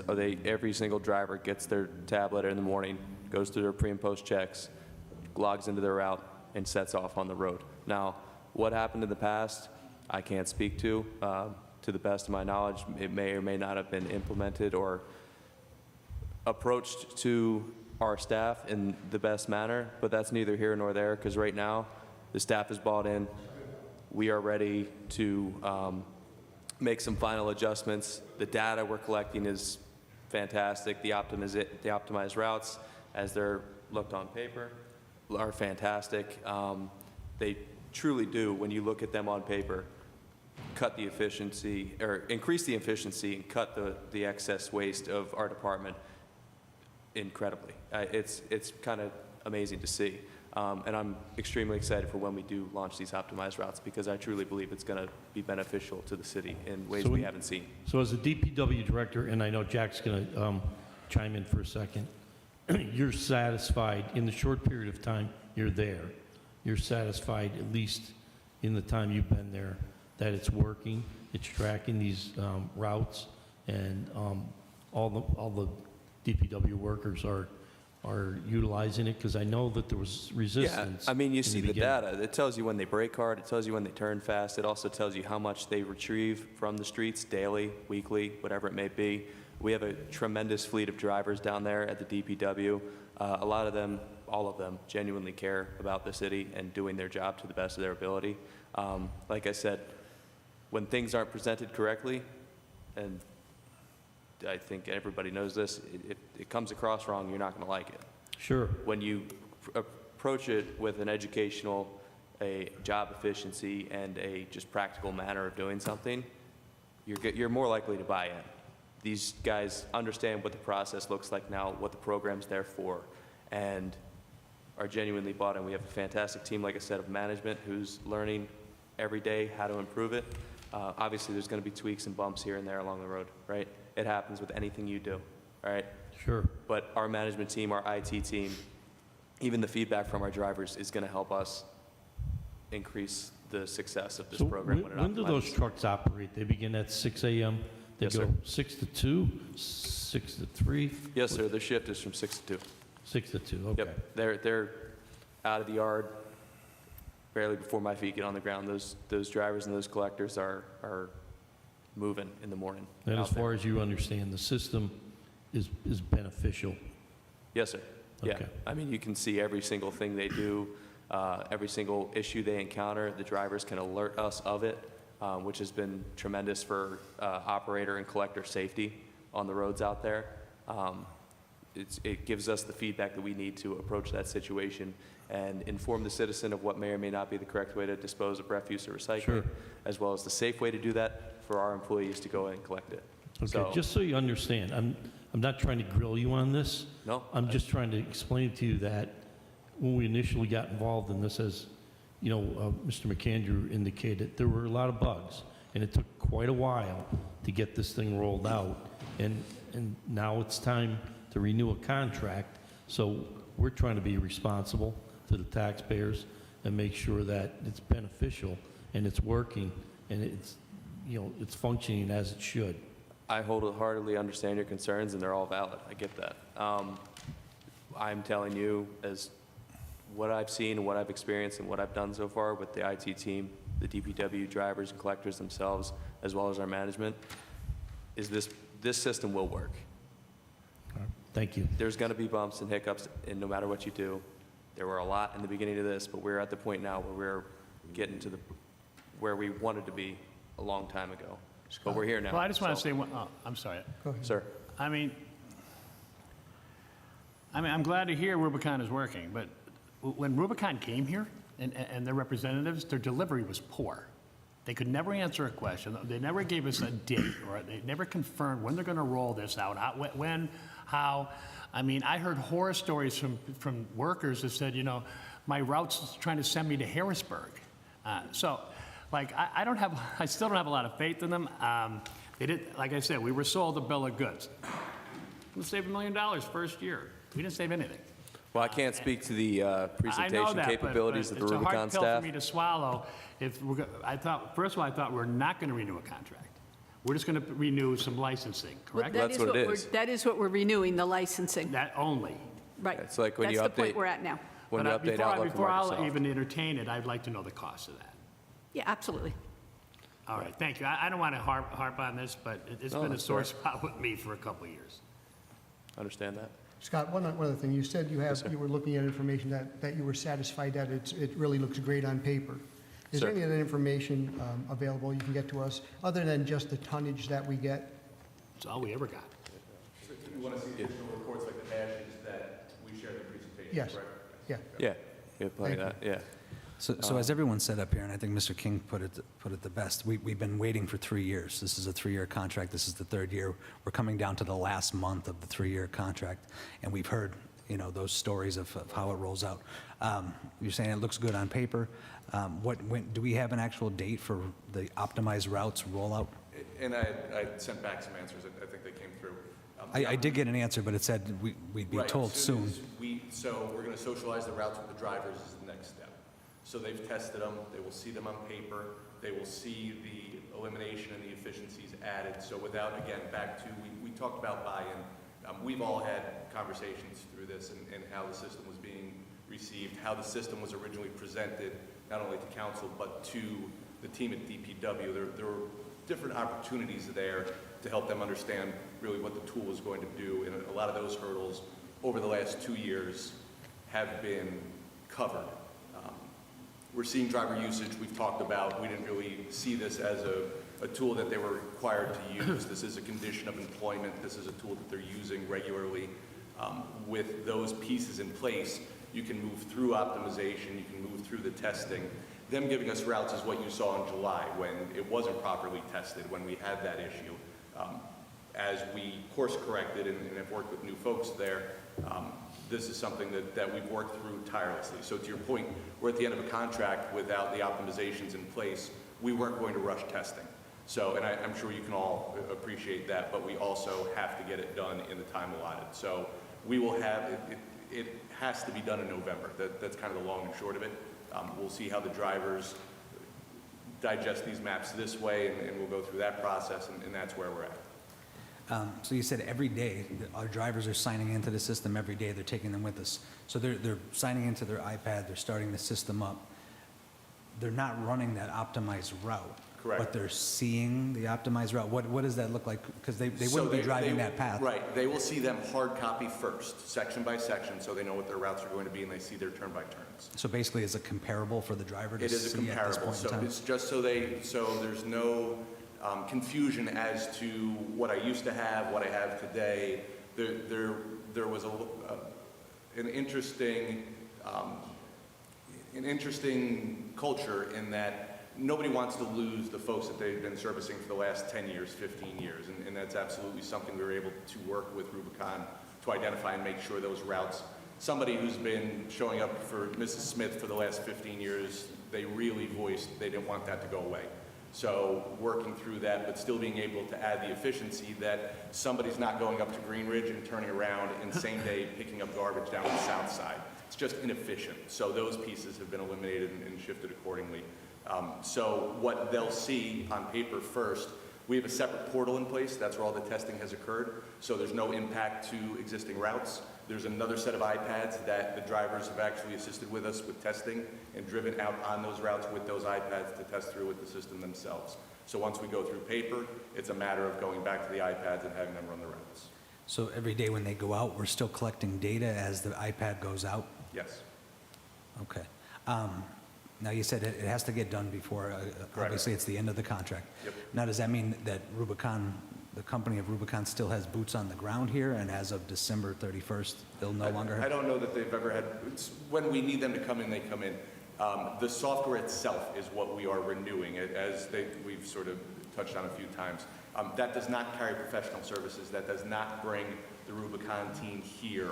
All of the services that we've looked to have them deliver from a professional services standpoint will have been delivered by the end of this year. Okay, so just, I mean, it's just the software that we're Correct. keeping. It is a software license. But we paid for the optimization, so the optimization Will we be completed. should get by the end of the year, and we're going to Yes. pay for the software. Yep. Do you feel the 3-year process that it's taken us, that was the natural route of I wasn't Rubicon? here for 3 years either, Councilman. So, the reality is it took longer than I would have liked. I'm sure it has taken longer than everyone would have liked. So what are changes? I can absolutely speak to armchair quarterbacking. The way it was presented originally to the team down at the DPW was not sufficient, in my opinion. So that's something that I believe absolutely put us behind. So at this point in time, so we should get optimization within the 3-year period, but We will, if yes. we achieved optimization within that first-year period, would we have gotten a lot of No idea. other additional services from the company? Oh, I'm sorry. Additional professional services from them? Yeah. I don't know the answer to that either. I do know they've delivered training outside of contract to us to help get this done. So to that end, they probably would not have to come back for additional trainings. Yeah, that's, I'm just thinking in that 3-year process, if we got it done in year 1, we could have really, got into the nuts and bolts of the system, but it's really been just Yeah, I with, don't know all if with that's- rollout. Yeah, I don't know if that's the case. We weren't going to re-optimize again, I can tell you that. So this is something, and even some of the new staff that's down at the DPW has similar experience in a different industry with a delivery software that is similar to this process, and their comment was, oh, you only have to do this once. We used to have to do this on a rolling basis, almost monthly. So, and you can think about the different businesses that are out there. So to that end, we've got a plan and we've got a tool that's going to allow us to work with these routes better. They talked about knowledge transfer with retirees. We have knowledge transfer now. So that's something that again, we weren't going to have. Okay, if we don't get optimization by the end of December, We have optimization now. We're testing it. It is in-house. It's just not launched. gotcha. If we launch it and we don't optimize, what are our next steps at that point in time? Oh, it's optimized. Optimization is leveling of the route stops. You don't have a guy who's got 1,000 stops and somebody who's got 300 stops. You don't have them going throughout town. All those optimization pieces, there's no re-optimization unless you come back and you say you want to cut 5 drivers, but I don't think you're going to do that. So that's when we would re-optimize. Okay. If we get to December, we roll this out and there's still garbage laying on the ground. Is there anything else that we have to do with Rubicon? Are we going to continue with the software and work with it ourselves, or what is our plan at that point? That's in not a time? software issue at that point in time. Okay, so we'll be working on it ourselves at that point, if that's the case. All right, thank you. Continuing on. The 3 line item budgets that Mr. Domines was speaking about earlier and Eileen had mentioned is the traffic maintenance supply line item, which I believe it was Councilman Schuster that touched on that, right? Say that again. Traffic maintenance supply line item, or was that you, Mr. McAndrew? Councilman McAndrew? All right, regardless. Traffic, we've doubled the size of the department, so therefore their work is twice as capable, or they can accomplish twice as much work, excuse me. And so therefore we decided that they needed a new line item because the amount of traffic work they're going to be doing on the lights, the crosswalks, the painting, the street signs, all of that, they were buried in highways, and they need their own line items for us to accurately represent that department's work, which they do day in and day out, weekends, all of that. So it is absolutely necessary. The police department vehicle maintenance and repair line item, as Chief Carroll was alluding to earlier, again, with Billy Harrington, he's just an absolute asset down there, along with our parts manager, Kevin Iden. They have been incredible in tracking the workflow from the second that car comes into the garage to the second it pulls out, everything that goes into that, parts, purchasing, cataloging, utilizing cartograph, things of that nature.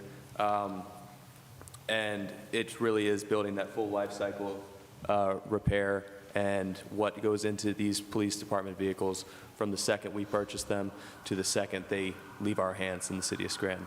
Now, we are only working on the ones that we own, which is even better for us to build some sort of track record on, because as these age, as the chief alluded to, you put more money in them, just like any other vehicle, all right? So you have enough mechanics? Want you down one, or what's the deal? Yeah, we're currently in the process of hiring them. Billy did a few interviews last week, and we're going to be getting our final mechanic in there. Excuse me. We're going to be filling that final mechanic spot in the next week. Good. Yeah, so we should be fully functional. The mechanics we have down there right now are absolutely fantastic. They do tremendous work day in and day out, and for only being 3 of them, they really keep our fleet functioning at a high level. So, and then finally, the new vehicles in the capital budget. This is exciting for us. Getting the traffic department a new bucket truck, the 2 to 3 hopefully refuse vehicles or refuse trucks that we'll be getting in the next year, the generator at the DPW headquarters, and more dumpsters to replace some older and aged ones, as well as brand new city can liners because they tend to go missing. So that is that's everything I got. Any questions that we haven't already covered? Yeah, when it comes to, so at this point in time, the street and sidewalk inspection or the pave cut inspectors, correct? Yes, sir. Those 2 positions are removed out of the budget. We're going to a third-party inspector. Yes. Budget is balanced, correct? It's a $500,000 contract for inspection, and we, in turn, are going to get a $500,000 in revenue to cover that for the city. Can you explain how that pave cut process is going to work moving I don't want to forward? trip over my words, so I'm going to defer to Eileen on this one, please. All right, so the sidewalk inspectors aren't technically removed from the budget, they're in the traffic shop. So we've repurposed them. So as we talked about last time I was here, we're going to have a third party that will be in to do this. There'll be an administrative fee, there'll be a third-party review for engineering reviews, and then they will track their time for inspections, and that will be a pass-through cost to the water company or the electric company or whomever the contractor is working on the project. Okay. Vac trucks, are all of our vac trucks up and running at this point in time? And I know I've been getting a lot of calls about leaf cleanup. Yeah, so both of our vac trucks were up and running until Friday. We had an electrical shortage in the automatic one, the one-person one, but it'll be back on the road tomorrow. So yes, both vac trucks are functioning. We just have one in the garage for a day. They are hitting the main areas that we see a lot of leaf fall. So the ton of foliage that's on the ground in Green Ridge, East Mountain, those areas, but any other area that we see a large buildup of leaves, obviously our city parks, I'm well aware of due to my previous experience, and we have a running maintenance plan to hit all of those areas. Okay, are we running with the schedule that's on the calendars that were sent out to residents, or For coincide with recycling, say that one more to time? coincide with their trash days and recycling days and all Yes, that? yes. We're attempting to as much as we can. If there's a heavy buildup in a certain section, we're going to obviously go to there for the safety aspect of it, ton of wet leaves laying on a corner where heavy traffic or a bunch of kids, if it's near a school, something like that, we're going to go hit those immediately. But we do have a plan to kind of follow that schedule, yeah. Okay, thank you. Yes, sir. All right. Director Gassenmeyer, the question about the supplies, that came from me, that $61,500. And I received the answer. It was for the new recycling containers and leaf bags, so thank you. Oh, yes, sir, of course. So now, Mr. Reager? No, he's here for Anything? the police. Okay. That is it. We're Thank done. you all Eileen? for coming this Anyone? evening. Thank you. Very good? Well, we're good. All right. All right, thank you very much. Thanks so much.